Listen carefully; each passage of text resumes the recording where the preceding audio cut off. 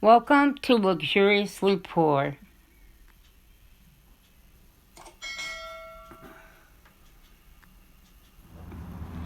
Now, Albertsons is one of my favorite places to shop at. I don't care much for Walmart. Albertsons quality is much better, but it's also more expensive. And in some cases, I will pay the price for more expensive, but in other cases, I won't. And I'm going to tell you right now, they had an apple pie. I did not buy it. I'm sorry, but to me, $9 for some tiny little pie, I just can't see paying the money. I don't buy apples to make an apple pie because it's just far too expensive, and my Nutter Butter is really the only one who eats it.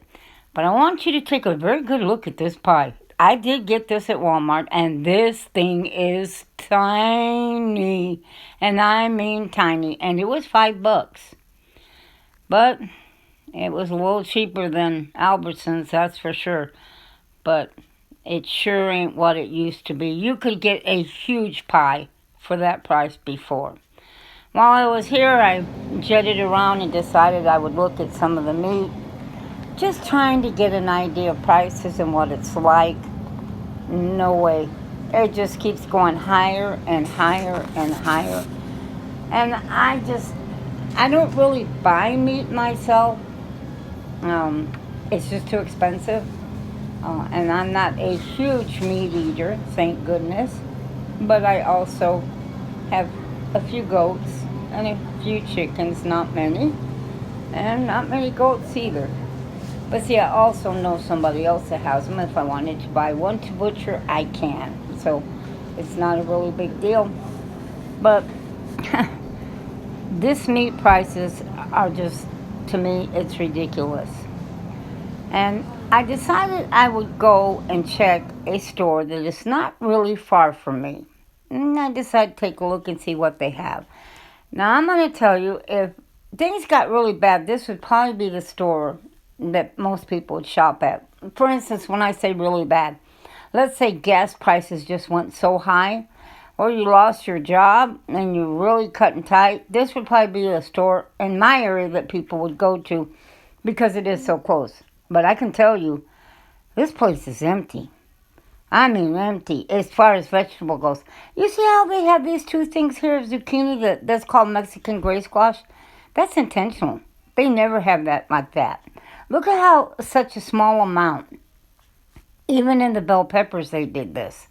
There is nothing really here. Look at that zucchini. It's lousy. There's not hardly any vegetables. There's no lettuce here. I mean, there's no cauliflower. There's no broccoli. They took a few heads of cabbage, and kind of spread them out, and that's it. There's nothing there. Now, I want you to look at some of their vegetables. If you think this is high, it is. I couldn't get over it. I was like, okay, I would not want to have to buy anything here. Not canned goods, anyhow, that's for sure. Everything here is very expensive. This store used to not be that expensive. It really didn't. It was actually much cheaper than Walmart. Their vegetables, their fruits, everything. They don't have any fruit, really. I mean, they didn't have hardly any vegetables. And some of this stuff is fronted. It is. There's some empty spaces, but they're also, you see how this is done this way? There's nothing behind it. It's just fronted. And that kind of surprised me. It really did. I mean, on top of the high price, I said to myself, they're not really able to refill these shelves. I mean, they got canned goods almost $3. They're thinking Campbell's soup, they put a price 2 for 3. Oh, wow. Okay, $1.50. They're $2.99 a can, regular price. That's outrageous. People could not afford this. But this, like I said, if things got really bad or there was an emergency, this is where you'd have to shop. And you'd find yourself in some serious trouble financially because it's outrageous. And they do have a lot of holes themselves. And a lot of their stuff is fronted. It is. There's nothing behind it. And so you could have some serious issues if this is, the store of your choice or what you had to go to. And I just wanted you to see, you think that you may be able to see, we don't have Aldi's. And you may think, oh, well, I can get to my Aldi's. How many miles is it from you? Can you bicycle there? Because what happened if you got up and there was no gas at the gas stations? Well, where would you shop? What would you do? I mean, I'm looking at this place because this would be the closest place to me to shop, and